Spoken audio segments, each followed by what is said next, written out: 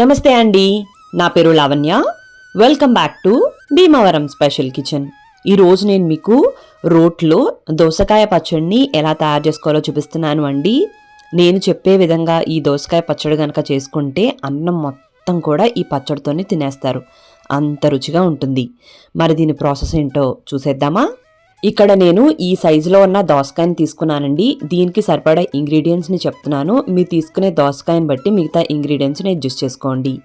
ఈ సైజులో ఉన్న 8 పచ్చిమిరపకాయలు తీసుకున్నానండి. ఇది నార్మల్ కారం మాత్రమే. అలానే కొద్దిగా కొత్తిమీర, బాగా పండిన ఈ సైజులో టమాటో.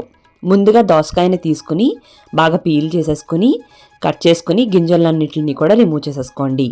దోసకాయ పచ్చిగా ఉండి గట్టిగా ఉంటే ఈ పచ్చడి రుచి బాగుంటుంది. ఈ దోసకాయను ఇప్పుడు చిన్న చిన్న ముక్కలుగా కట్ చేసేసుకోవాలి. వీలైనంత చిన్నగా కట్ చేసుకోండి. ఈ విధంగా కట్ చేసుకుంటే సరిపోతుంది అన్నమాట. ఆ తర్వాత స్టవ్ని ఆన్ చేసుకుని ప్యాన్లోకి 1 టీ స్పూన్ ఆయిల్లోకి ఈ దోసకాయ ముక్కలన్నిటినీ కూడా వేసుకుని హై ఫ్లేమ్ మీదే 1 లేదా 1.5 నిమిషం పాటు బాగా వేయించేసుకోండి. అంటే జస్ట్ పచ్చివాసన అంతా పోయేంత వరకు వేయించుకుంటే సరిపోతుంది అనమాట. ఇప్పుడు వీటిని పక్కకు తీసుకుని ప్యాన్లోకి మరొక teaspoon oil, 1 teaspoon ధనియాలు, 1/2 టీ స్పూన్ జీలకర్ర, 1/2 టీ స్పూన్ మెంతులు, ముందుగా కట్ చేసి పెట్టుకున్న పచ్చిమిరపకాయలన్నిటిని కూడా వేసుకుని బాగా వేయించేసుకోండి.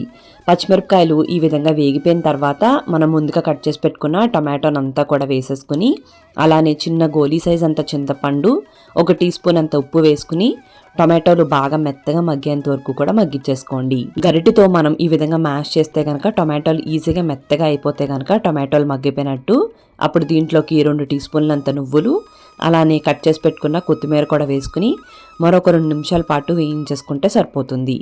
2 నిమిషాలు అయిన తర్వాత స్టవ్ని కట్టేసుకుని వీటిని పక్కకు తీసేసుకోండి. ఇవి వేడిగా ఉన్నప్పుడే మనం రోట్లో వేసుకుని కుమ్మేసుకుంటే ఈజీగా నలిగిపోతాయండి. అదే గనక మిక్సీ జార్లోకి చేసుకునే వాళ్ళైతే ఇవి పూర్తిగా చల్లారిన తర్వాత వీటిని మెత్తగా అయ్యేంత వరకు కూడా గ్రైండ్ చేసేసుకోండి. రోట్లో చక్కగా ఈ విధంగా వేడిగా ఉన్నప్పుడే గనక దంచేసుకుంటే ఈజీగా ఫాస్ట్గా మెత్తగా అయిపోతుంది. ఈ విధంగా దంచుకున్న దాంట్లోకి మనం ముందుగా వేయించి పెట్టుకున్న దోసకాయ ముక్కలు అన్నీ కాకుండా సగం వరకు కూడా వేసుకుని ఈ దోసకాయ ముక్కలు కూడా మెత్తగా అయ్యేంత వరకు కూడా బాగా దంచేసుకోండి.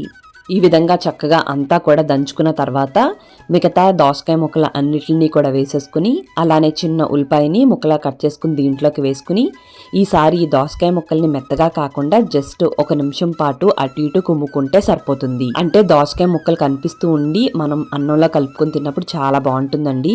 ఇప్పుడు దీన్ని పక్కకు పెట్టుకుని తాలింపు కోసం ఆయిల్, ఆవాలు, జీలకర్ర, పచ్చిశనగపప్పు, మినప్పప్పు, ఎండుమిర్చి, కరివేపాకును అంతా కూడా వేసేసుకుని బాగా వేయించేసుకున్న తర్వాత మనం ముందుగా రెడీ చేసి పెట్టుకున్న పచ్చడిలోకి వేసేసుకుని అంతా కూడా కలిసేంత వరకు కలిపేసుకుంటే రోట్లో దోసకాయ పచ్చడి రెడీ అయిపోతుంది. మరి మీకు ఈ వీడియో నచ్చినట్టయితే తప్పకుండా లైక్ చేయండి, కామెంట్ చేయండి, మీ ఫ్రెండ్స్కి, రిలేటివ్స్కి అందరికీ షేర్ చేయండి.